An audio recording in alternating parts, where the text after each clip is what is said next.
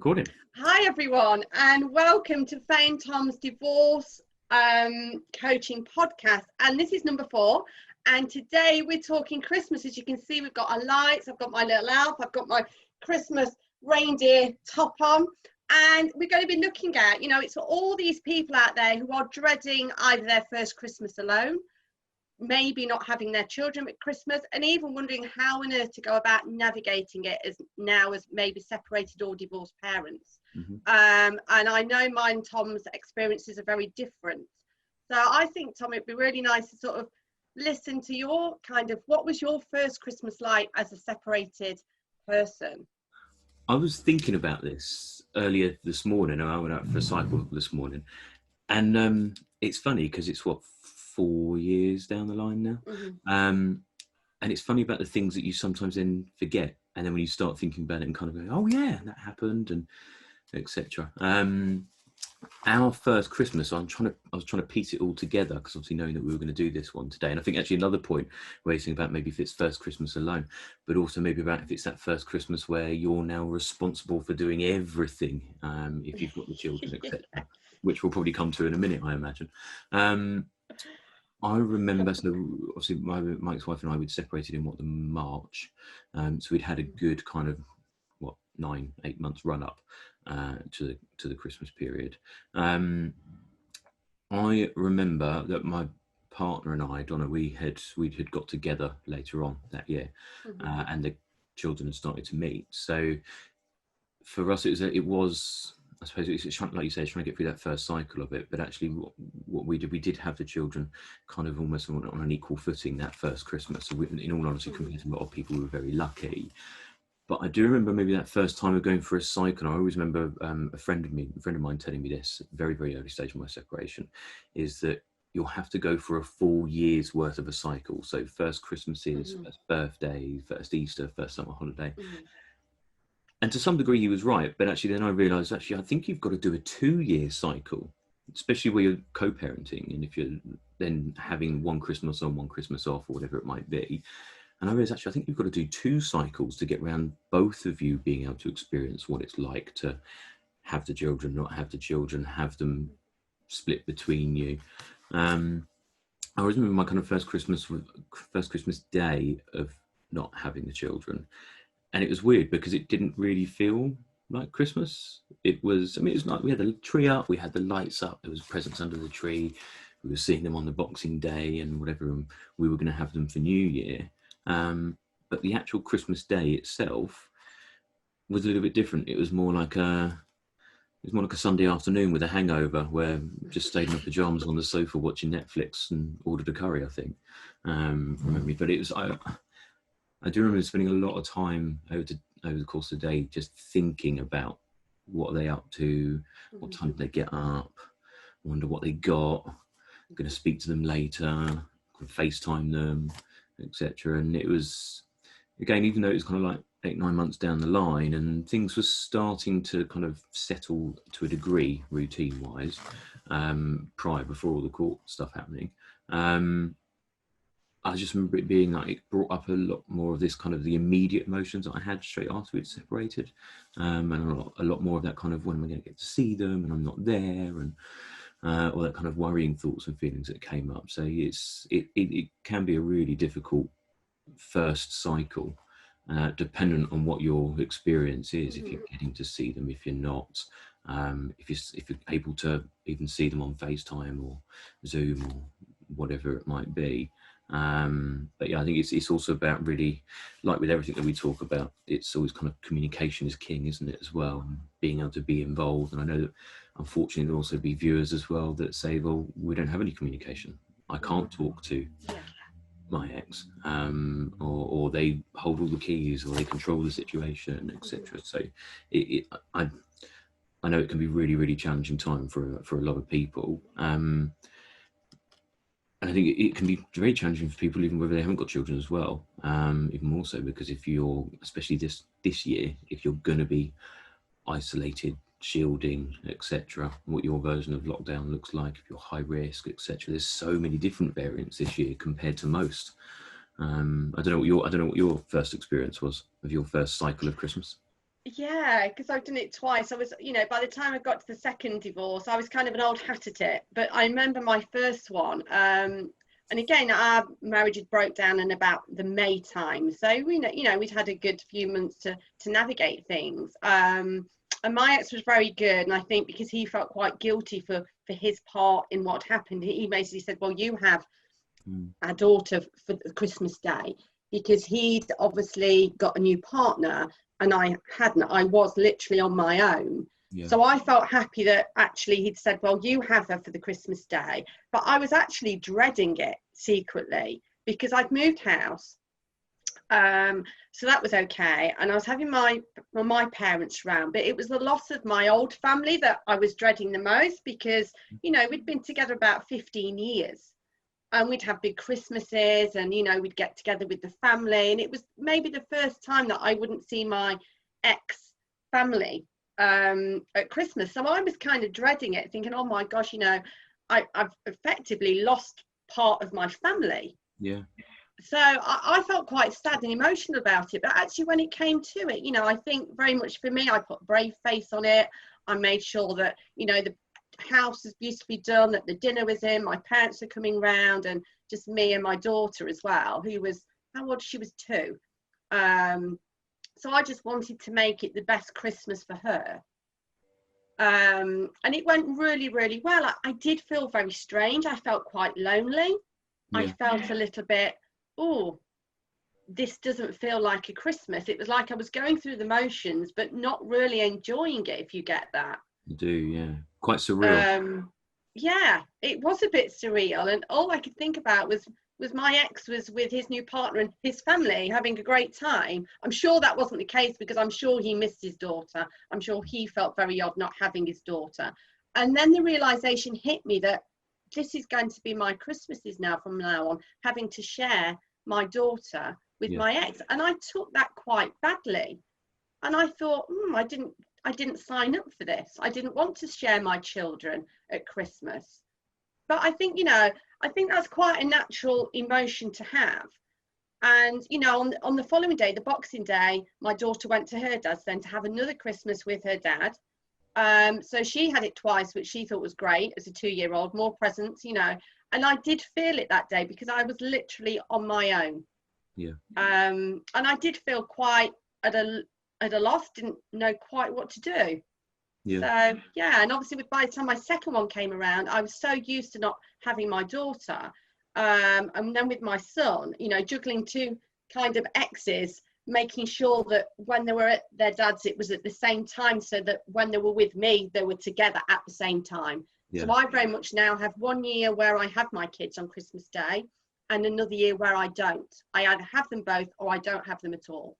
Yeah. And it works really, really well. And I think, when you made that point of some people do not have that luxury, that they don't talk to their exes, maybe, and it's not just the men, maybe one of the persons has walked out, never to be seen again. That does happen, men and women. They just walk out on their family, or maybe there's been abuse.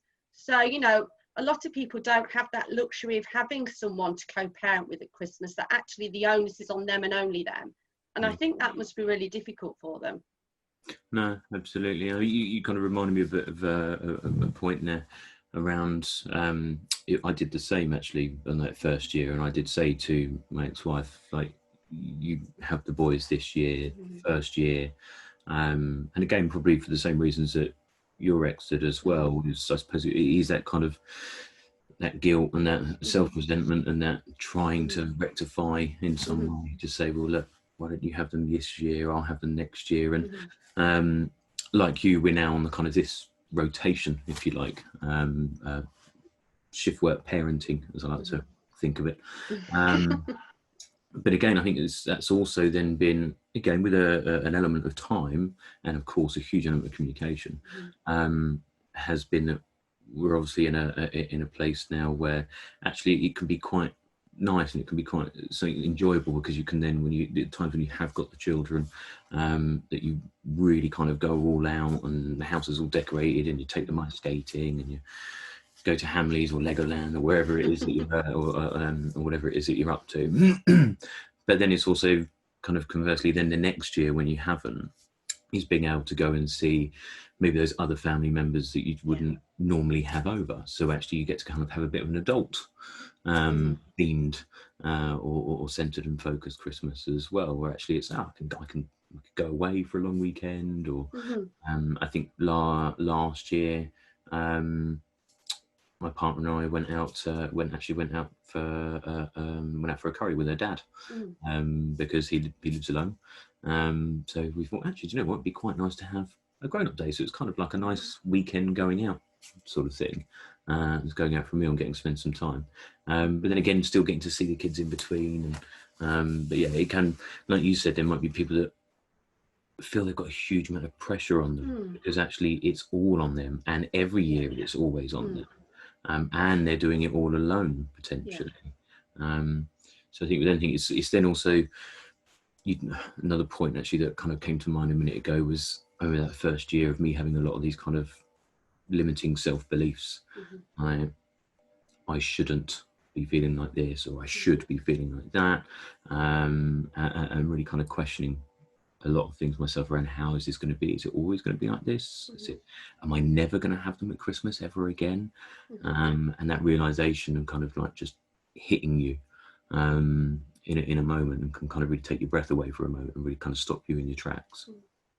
It certainly can, and I'm sure you were the same, Tom. I held on through all of that, the first Christmas and then the second first Christmas that I had, that actually it doesn't matter what we feel as adults and as parents. You put your children at the top, and you think, if they're happy, then that's all that matters. And you have to be really strong and just put that onus on your children, because actually, whatever the cause of your breakup or your divorce or your separation, the children didn't ask for that. And you have to literally say, well, if the children are happy, if this is what they want. I talk to my kids, they're older now, they're 10 and 16, about this is what's happening at Christmas. Is this okay? Is this what you want to do? And I'll take their feedback on board and say, look, we alternate, we take it in turns because it's fair. So their voice, if you've got older children, their voice, it means a lot, doesn't it? That you want to make sure that they are happy. Yeah. I think there's a kind of a every year example of that, and it's more around kind of, I suppose, the inclusion and equality side for the kids' perspective, like you were saying, is my ex-wife is Italian and Catholic, so every Christmas Eve and Good Friday they don't eat meat, and it's just pure. It's only fish, and a bit of a tradition that's carried through the years through the family. Now, both my boys and me both really like fish, so they really look forward to, or Fish Fridays they call it, for Good Friday and for Christmas Eve. So even on the years when it is, let's say, my Christmas, I know it's really important to the boys that they don't miss out on that big tradition with my ex-wife and all of her family and their uncles and uncles and aunties and grandparents and cousins, etc. So for me, actually, every Christmas Eve and every Good Friday, they will always be at their mum's, because that's important to them. Yeah. And in the grand scheme of things, it is just another day, and I will still see them again, and I will, even if it's not my Christmas, they might be there Christmas Eve, Christmas Day, Boxing Day, and then I'll get them some point during the week after, and then have them on New Year. But again, it's just that point that for them, it's really important to be involved in that Christmas Eve tradition, and the same Good Friday, Easter. So I always make sure that they are there for that, because I know it's really important to them. I also know it's actually really important to their mum, and to my ex-wife and to her family as well. So it doesn't benefit me by going, no, you can't have them. The court order says they're mine on that day. It's my Christmas, so I'm having them. You can't see them. It doesn't benefit the children. It doesn't benefit me, and it doesn't benefit the communication between me and my ex-wife as well. So actually, again, just having that empathetic approach and that understanding, knowing that this is important, not just to the kids, but also to her, excuse me, makes it a more positive experience for everybody, knowing that I'm not putting up a blocker or trying to fight this little battle of, no, it's my day, and trying to pull that back. Because actually in the longer term, we've actually been able to find a more empathetic way of communicating, because we actually still have a respect and an appreciation for what's important to each other. Yeah, definitely. You know, my exes can text me or give me a call and say, look, I know you're supposed to be having them, but actually this is happening. Can they come round on this day? And that's always been the case. And, you know, it's easy for us to sit here and say, you know, this is what happens. If it's your first Christmas, it isn't going to be easy. You are going to struggle. You are going to have these negative thoughts. You are going to feel the loss. There's no two ways about that. And if you've got children, it is making the best that you can do for them. And you know, I think for me, the best thing that I do with my kids at Christmas, we've got our own new traditions now that we've had for the past 5 years that weren't the same traditions as I had with my exes. You know, we'll sit and watch movies under blankets with hot chocolate. We'll have a games night where there's no devices. I've got Monopoly this year because we haven't got that. They don't know it yet, but we're going to have a night where we just play Monopoly. All these little traditions that my kids actually love now. And it's nice that when they go to their dads, they've got their own traditions with their dad. So it's nice for me to actually think, do you know what? This is what I'm doing with my kids this year because this is what we've done for the past 5 years. Have you got any of those traditions, Tom? Oh yeah, and I'll also be very honest because I know one day she's going to watch this and she'll have my guts for garters if I try to lay claim to this. But it's actually my partner that's come up with a lot of our new traditions. So we do on Christmas Eve we do what we call Christmas Eve boxes. So it's kind of like their one present that they're allowed to open the night before, but instead the Christmas Eve box contains things like blanket. Dressing gowns, pajamas, slippers, a new mug and hot chocolates and things like that. And again, even if it's not, if they're going to be at the other parents, we'll take them over there so they can still have that over there as well. So they can kind of take that tradition across the border, so to speak. And again, that's worked really well because it's something that, again, the kids look forward to. When you just mentioned there about like if you are facing your first Christmas alone and just being honest with people and saying that it's going to be difficult, it's going to be hard. And I think I've had some clients before that have said to me recently, obviously, saying, well, what do I do and how do I approach things and how am I going to feel and things like that. And I think a lot of the time people really already kind of know how they're going to feel. And I'll always give some people some advices in terms of saying, well, look, what were you doing in those first early kind of days, weeks and months when you first separated, and how were you coping then, and what coping mechanisms have worked well for you? What other focuses can you put in place for yourself so you're not just sitting there thinking? Apologies for anybody watching that. If the editing hasn't been quite so smooth, I had an internet issue, so we had to stop and start again. So yeah, we will just carry on from where we were. Okay, so we were talking about preparing for Christmas and our own experiences.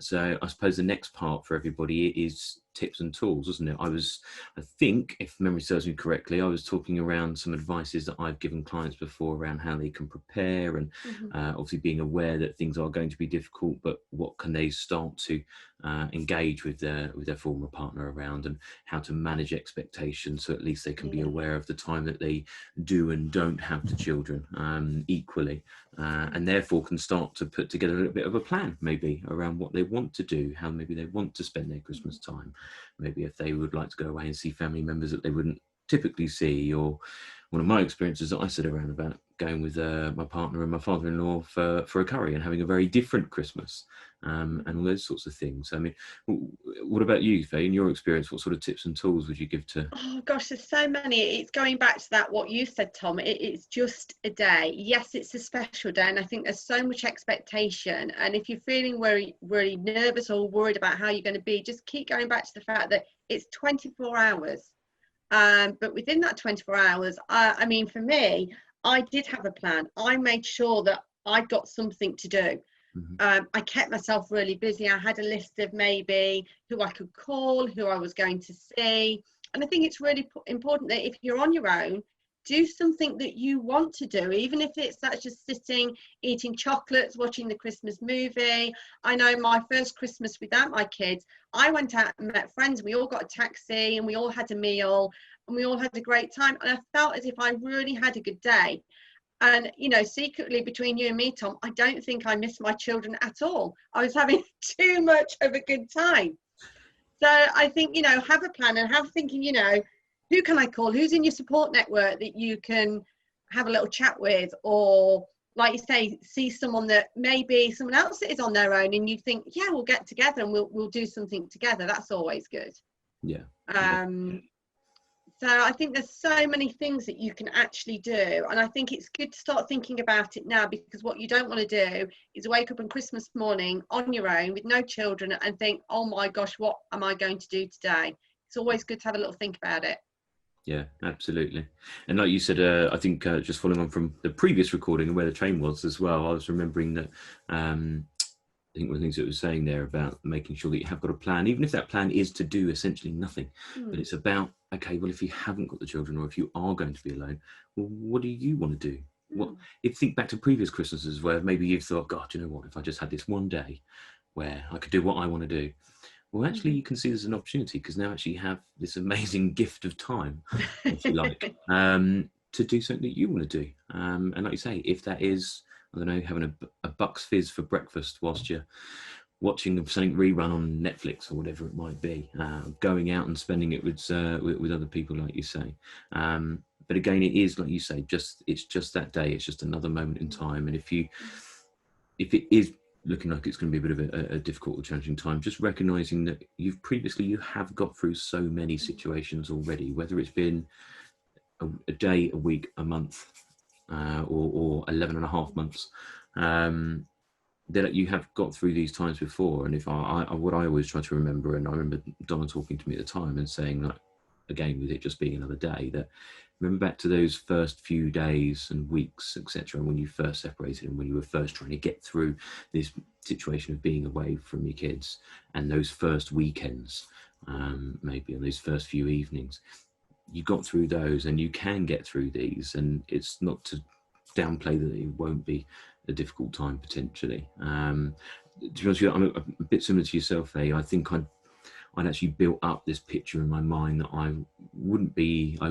focused on the day, or I wouldn't have a nice day because I was going to spend all my time worrying about them or missing them and not being there. And similarly to you, I think that's, of course I did think about them and I FaceTime them or I text them or whatever it was. I think I did actually get to see them from memory. But actually just remembering that it is just another day in time, and there are days when they're at school or they're away on school trips where I won't see them, even if I was still with them, and there's still going to be those days. And actually it's all part of that, I suppose, empty nest syndrome sort of thing as well, isn't it? And starting to learn to cope, that they're getting older as well. And even if they weren't here, if they're 15, they probably want to spend all their time up in their room and they won't want to spend it with you anyway. So that's totally true. And yeah, and going back to the fact that just remember that they will be having a good time. So, you know, when you think of it like that, and actually thinking about, actually, as long as your children are happy, you're going to be happy, is think about it like that. And I think you're totally true that, you know, you've got through so much already. You know, your first Christmas is always going to be the hardest. And if you can get through that first Christmas, then that's kind of telling you that you can get through anything and you can keep going. And even if you haven't got any particular plans on the day, maybe it's a good day to think about what plans you want in the future. You know, start your little book. I used to jot things down of things that I wanted to do. I called it the Fay book. And I jot down all the things that I wanted to do that I didn't do when I was married. And one of them was to do the fastest zip wire in the UK, which is the one in Wales, which I did the following March. So I had a little book. So, you know, it's a good day to plan as well. And to sit back and think, yeah, I can do this. And thinking about as well, you're not the only person. It's really easy to wallow and think, oh, why has this happened to me? But actually you'll be one, you know, out of a million people, maybe at least a million people throughout the whole world who will be spending their Christmas on their own because of separation and divorce. So it's nice to know that you're not the only person that this is happening to, and you won't be the last. You won't be the first and you won't be the last. I think one of the other things that I always kind of remind clients of as well is that post-Christmas period as well, maybe before New Year, since it's kind of now a prep for New Year as well. And if you're alternating, or if they've got the whole week or 10 days or whatever it is with the other parent as well, when you do get that time, when you do see them, if you haven't seen them on those particular special days of Christmas, etc., is still engaging with them and being involved in what their Christmas experience has been, and actually not putting on your thoughts and feelings towards your former partner again through the children, and downplaying their experience or questioning their experience, or kind of rubbishing what their experience has been like, because actually they've still have had a lovely Christmas, and they still have had a nice time at the other parents. So again, it's about what's important to the children. So